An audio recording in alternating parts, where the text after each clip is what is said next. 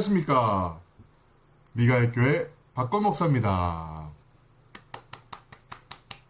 오늘 여러분들과 함께 살펴볼 내용은 요나입니다. 요나. 어느 날 하나님께서는 요나에게 찾아오셔서 말씀하십니다. 요나야, 너는 지금 니느웨로 가서 사람들을 회개시키어라.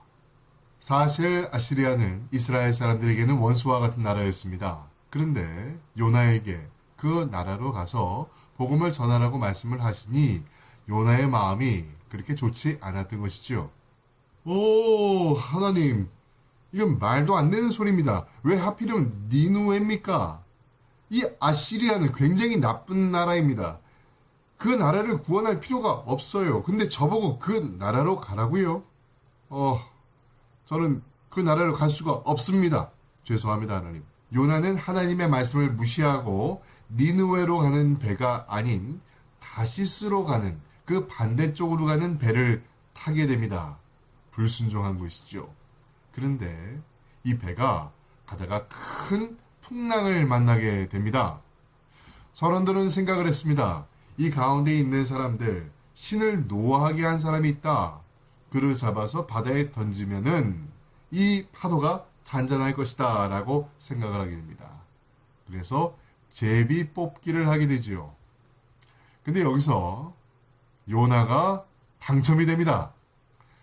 선원들은 주저할 것 없이 요나를 바다에 던져버렸습니다.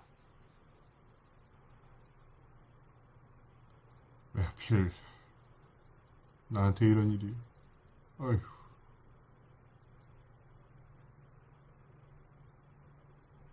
선원들은 주저하지 않고 요나를 잡아서 바다에 던져버리죠. 근데 이때 바다에 있던 큰 물고기가 요나를 삼킵니다. 요나는 물고기 뱃속에서 회개를 하게 됩니다. 그리고 하나님께 잘못을 빌고 살려달라는 이야기를 하게 됩니다. 어느덧 사흘이 지나게 되고 그 큰 물고기는 요나를 토해내게 되는데 그 장소가 바로 니느웨 해변이었습니다. 요나는 주저하지 않고 아시리아로 갔습니다. 40일이라는 기간 동안 당신들이 회개하지 않는다면 이 도시는 완전히 망할 겁니다. 하나님이 그렇게 말씀하셨어요. 당신들이 회개하고 회개하지 않고는 제 주관은 아닙니다만은 40일 뒤에 하나님은 이 도시를 멸망시키실 것이요. 그러니까 회개를 하는 것이 중요하다는 것이지. 난 여기 있고 싶은 마음은 일단 없어요. 내가 할 말은 다 했으니까 난 이제 가보겠습니다. 안녕. 그들의 반응은 의외였습니다. 사람들이 회개하기 시작한 것입니다. 우리는 요나의 사건을 통해서 하나님께서는 이방인들의 구원까지도 생각하시고 그들을 사랑하신다는 사실을 우리는 배울 수 있습니다. 자, 여기서 요나를 삼킨 물고기는 과연 뭐죠? 사람을 삼켰다. 실제로 1891년 2월에 제임스 포틀리라는 사람이 포경선을 타고 포클랜드 인근 지역으로 고래 사냥을 나가게 됩니다. 그런데 고래를 잡는 도중에 작살에 걸려서 이 사람이 바다에 빠지게 되죠. 그리고 고래에 삼켜지는 사건이 실제로 일어나게 됩니다. 다행히도 그 고래는 10시간 만에 사람들에게 포획이 됩니다. 사람들은 그 고래를 해체하는 과정 속에서 위가 움직이고 있는 것을 발견하게 되지요. 얼른 사람들은 그 위를 열어보았는데 놀랍게도 그 안에는 제임스 바틀리라는 사람이 살아서 움직이고 있었습니다. 그런데 고래의 위액 때문에 그의 털은 다 타들어가고 그의 피부의 색은 하얗게 변해 있었다고 합니다. 이 제임스 버틀리라는 사람은 그 이후로 배는 다시는 안 탔다고 합니다. 그는 구두를 수리하는 사람으로 직업을 바꾸었다고 하지요. 자, 이것은 실제 일어난 일입니다. 그렇다면 요나를 삼킨 그 큰 물고기의 정체는 고래일까요? 1800년대 스웨덴 생물학자인 린네는 다음과 같은 이야기를 하게 됩니다. 요나를 삼킨 물고기는 고래가 아니에요. 요나를 삼킨 물고기는 백상아리라고요. 백상아리. 왜냐하면 사람을 삼킬 수 있는 상어는 그렇게 많지 않아요. 고래상어, 아니면은 돌목상어, 큰입상어, 백상아리가 있는데 고래상어는 사람을 먹지 않아요. 고래상어는 플랑크톤과 작은 물고기를 먹고 살기 때문에 요나를 삼킬 가능성을 0%입니다. 그렇다면은 요나가 당시에 항해를 하던 지역이 지금의 스페인 지역이니까 스페인 지역 같은 경우에는 다른 고래들은 살지 않고 백상아리만 살아요. 백상아리. 그리고 또 지금으로부터 5,000년 전에 일어난 일이다 보니까 아마도 이 백상아리는 굉장히 큰, 지금보다는 굉장히 큰 상어였을 확률이 굉장히 높단 말이지요. 그래서 저는 이 요나를 삼킨 물고기는 백상아리라고 저는 생각합니다. 자, 그럼 린네가 말한 대로 요나를 삼킨 물고기는 백상아리일까요? 자, 그럼 하나 더요. 요나를 삼킨 물고기는 한 마리일까요? 두 마리일까요? 요나를 삼킨 물고기가 아니 한 마리이지 당연히 왜 여기서 두 마리가 나와? 저 목사님 이상한 거 아니야? 이단 아니야? 무슨 요나를 삼킨 물고기가 두 마리야. 여러분 진정하고요. 요나서의 히브리 원문을 한번 보도록 하겠습니다. 어떻게 나와 있을까요? 요나서 1장에 나오고 있는 물고기는 순놈입니다. 요나를 삼킨 물고기는 순놈이고 2장에서 요나를 품고 있었던 물고기는 암놈입니다. 자, 그렇다면은 물고기는 총 두 마리가 맞는 것이겠죠. 요나를 삼킨 거는 순놈이고 또 요나를 품고 있었던 것은 암놈이라면은 이게 뱉었다가 다시 삼켰다가 그래진 것일까요? 앞서 말씀드린 것처럼 1장에서 이야기하고 있는 물고기는 히브리어로 다그라는 남성 명사를 쓰고 있습니다. 그러니까 순놈이죠. 그리고 2장에서 요나를 품고 있었던 물고기는 다가라고 해서 이 자궁이란 뜻의 암놈을 의미하고 있습니다. 다시 말해 요나서에서 나오고 있는 물고기는 암놈과 순놈 두 마리입니다. 자, 우리는 요나서의 이야기를 성경적으로 한번 풀어보도록 하겠습니다. 우리나라 개역 개정 성경에 보면은 큰 물고기가 요나를 삼켰다라고 이야기하고 있습니다.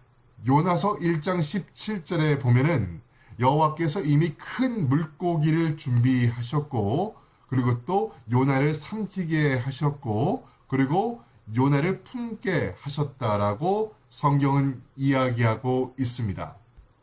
자, 물고기라, 물고기. 여기서 나오는 큰 물고기의 의미를 먼저 생각해 볼 필요가 있습니다. 고대 사람들은, 연대 고대 뭐 이런 거 말고요. 옛날 고대의 사람들은 죽음을 비유할 때 이 물고기를 많이 사용했습니다. 왜냐하면 죽음의 신인 모트는 바로 이 큰 물고기를 상징하기 때문에 그렇습니다. 바알 신화를 보더라도 이 모트, 물고기의 형상을 한 죽음의 신이 등장을 하기도 합니다. 자, 여기서 물고기라는 것은 고대의 표현 중 하나라는 것을 주목해야만 됩니다. 따봉! 여러분 이 따봉이라는 말 아십니까? 저희 세대의 분들은 아마도 많이 알고 계실 겁니다. 그런데 요즘 분들은 이 따봉이라는 말의 의미를 잘 모르죠. 왜냐하면 안 들어봤으니까. 하지만 저희들은 광고를 통해서 이 따봉이라는 말이 익숙해져 있습니다. 그 시대마다 유행하는 말이 있고 그 시대마다 비유하는 그러한 내용물이 다릅니다. 마찬가지로 옛날 고대 사람들 또한 무엇인가를 비유할 때 그 당시에 유행하던 그러한 유행하던 언어와 상황들을 사용하고 있다는 것이죠. 마찬가지로 고대인들은 죽음을 묘사할 때 이 모트, 이 큰 물고기라는 단어를 많이 사용했습니다. 큰 물고기에 대해서 비유를 대면 당시 고대의 사람들은 죽음에 대한 이야기를 하고 싶은 것이구나 라는 생각을 했겠죠. 다시 말해 요나가 큰 물고기에게 삼켜졌다라는 것은 요나의 죽음을 의미합니다. 자, 그러면은 요나가 죽었다는 것일까요? 아니죠. 그런 것이 아니라 실제로 죽었다는 것이 아니라 하나님의 말씀을 거부한 요나의 고집과 이기심과 아집과 인간적 자아가 죽었다는 것입니다. 그것을 의미하기 위해서 바로 이 요나를 삼킨 물고기를 힘과 강함의 상징인 수컷으로 묘사한 것입니다. 예수님께서도 요나에 대한 비유를 드셨습니다. 요나는 니느웨로 가는 것을 굉장히 부담스러워했습니다. 마찬가지로 예수님께서도 십자가를 져야 한다는 것은 알고 계셨지만 그 자체를 굉장히 부담스러워 하셨습니다. 예수님은 마지막 날에 기도하시기를 할 수만 있다면 이 잔을 좀 피하게 해주십시오라고 하나님께 간절히 기도하게 됩니다. 그리고 또 땀이 변하여 피가 되도록 그 정도로 고민하고 갈등하면서 그 상황을 피하고 싶어 하셨습니다. 하지만 예수님께서는 말씀하시기를 내 뜻대로 마옵시고 아버지의 뜻대로 하옵소서라고 말씀하고 계시죠. 예수님의 인간적인 갈등. 예수님은 인간으로서 이 땅에 오셨죠. 그러니 우리와 같은 모양과 감정을 갖고 계셨습니다. 그러한 예수님의 깊은 고민, 이것을 요나의 고민과 비유한 것입니다. 근데 요나가 물고기에게 삼켜졌다, 자기의 자아가 죽어졌다, 그런 것처럼 예수님께서도 자기의 자아를 스스로 죽이셨습니다. 물고기에게 삼켜진 요나는 사흘 동안 하나님께 회개하고 기도를 하게 되지요. 이때 사용한 단어가 다가입니다. 다가라는 것은 여성 명사인데요. 암컷이라고 말씀드렸죠. 이것은 다른 의미로 여성의 자궁이라는 의미로 사용되기도 합니다.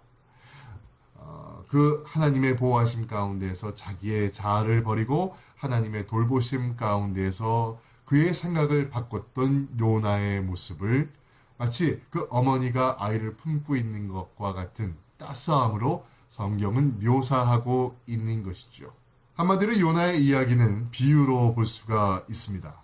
근데 비유가 잘못된 건 아니에요.